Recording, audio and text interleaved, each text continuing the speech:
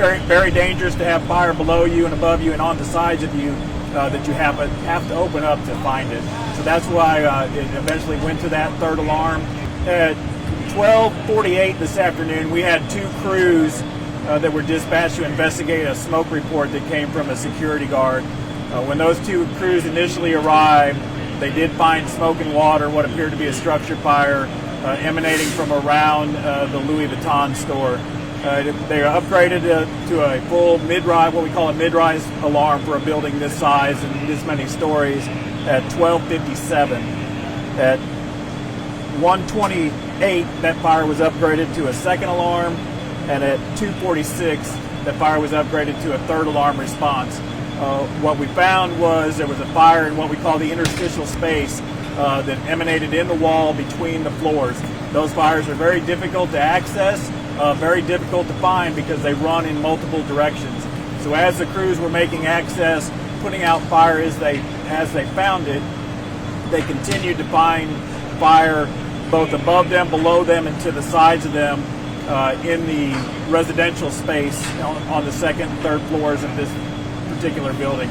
So that's why it was so manpower intensive to get enough crews to the scene to evacuate the stores, evacuate the apartments, and then make access to the fire and keep finding it as it was running away from them in those spaces. Very dangerous to have fire below you and above you and on the sides of you that you have to open up to find it. So that's why it eventually went to that third alarm. We did have 1 firefighter that was injured during the fire. He was attended to by Austin Travis County EMS. Turned out to be a superficial isolated hand injury. He was just wrapped and returned to the scene. So 1 injury at this point. We believe it's still very preliminary. The investigators have taken a quick look. Since it started in the wall between the store and the residential, it's going to more than likely be something electrical in that interstitial wall space. So not definitive yet for a cause, but it looks like it's going to be electrical.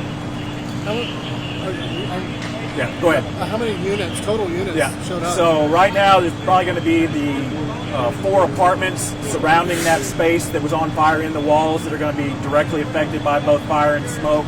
Probably 6 additional apartments as we were chasing the smoke and finding the fire that have fire control and smoke damage. And then, of course, the 2 stores below that are going to have some water damage, the Lululemon and the Louis Vuitton.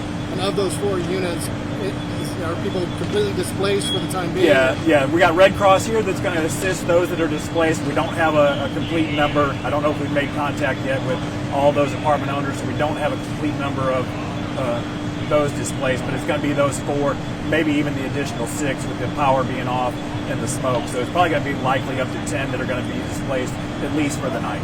So how common is it to have a fire that is actually starting to consume any residential or places that people would be right. kind of a hidden fire? It's not uncommon for us, and we've had some very large fires in the past in Austin because of that, because it does go unseen for a long time until it actually breaks out of that space. And usually by the time it breaks out of that space where somebody can see it, then you've got well-developed fires underneath the floors and in the walls, and some of our larger fires have actually started like that. So 4 completely damaged, unlivable? Yeah, and that's mostly going to be from smoke and fire control damage because we had to tear out the walls to find the fire. So it's not fire damage itself in those apartments, but it's going to be smoke, heat, and water in those apartments. Were there evacuations that were called? Yes, we did evacuations of the stores, and then they went through, I believe with the assistance of Austin Police, to evacuate the entire building. Do you have a number of total engines that arrived to help? 26 pieces of apparatus with 104 firefighters, and that's not counting all the ancillary chiefs, command staff, Austin EMS, Austin ESM also is here, their OEM staff is here, and then the Red Cross is also here. Why such a large presence? It's just because of the nature. It's such a big building, the potential for so many being displaced. It's really about the size of the building. Are there good protocols in place? Because this is a shopping center and residence area with 20 engines showing up plus other vehicles. You guys got to be able to get in here quick and crowd control just to be able to get the job done. Did y'all find ease and that with the help Yeah, maybe from the domain? with or- Austin Police, domain security, it didn't seem like we had much problem today with, and we got the hero guys out on the roadway helping with traffic on the roadway. So a very well coordinated effort today. It didn't seem like there were many problems at all with actually getting in and having the ability to have the space to work. So you're not anticipating any like delay, like maybe more damage than would have been if y'all would have gotten here earlier? Probably not, since it sounds like you No, guys I got mean, here. the security guard actually noticing the smoke early on got us here pretty quickly, and then the crew's upgrading it as they continue to find more fire. That quick upgrade to a full mid-rise alarm, and then eventually the second and third. So all in all, I think it went very well, especially since the security guard caught it fairly early.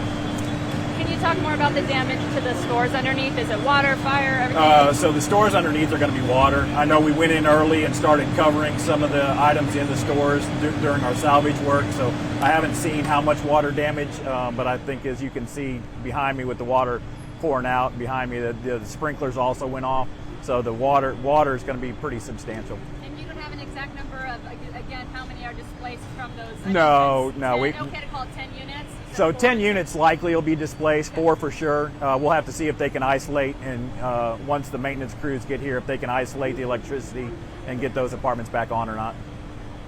A lot of times what will happen when you've got a fire in the wall like this, it'll damage the electrical system, and then even though the rest of the building's not damaged, you can't turn the electricity on, so you wind up displacing the whole building. And that certainly may be the case here, but we've got Red Cross is here willing to stand up a shelter if it's needed. So we'll work through that with OEM and Red Cross and see whether a shelter is actually needed or not. So no electricity or water in the whole entire building Correct. right now? And like I said, maintenance. Once we turn the building back over to maintenance after we've got the fire completely out, they'll be able to tell whether or not they can isolate those systems and get some of those units back on or not. What's the ETA roughly about that? About hotspots and. Yeah, I mean, right now with the extensive amount of work that's in there, we're going to be here for probably another 2 or 3 hours minimum, I would estimate. We'll reduce our footprint down to just a couple of units, and we'll get the roadway cleaned up. But other than that, right now there's some traffic delays out on Mopac on the frontage road and the main lanes because the exit's backed up. But we'll get those units started to be cleared here shortly. Are you going to still have that closed, or just have people avoid the area? So just have them avoid the area or take an alternate route. It's just backed up on the frontage road. The only thing that's actually closed is some of the streets inside the domain. There's not anything closed other than there's 2 lanes on the frontage road that are closed that are creating a pretty good backup on the frontage road. We're good. Thank you. Okay? All right, thanks. Appreciate it. Thank you for watching. Please hit the subscribe button and get the latest news by downloading the CBS Austin News app.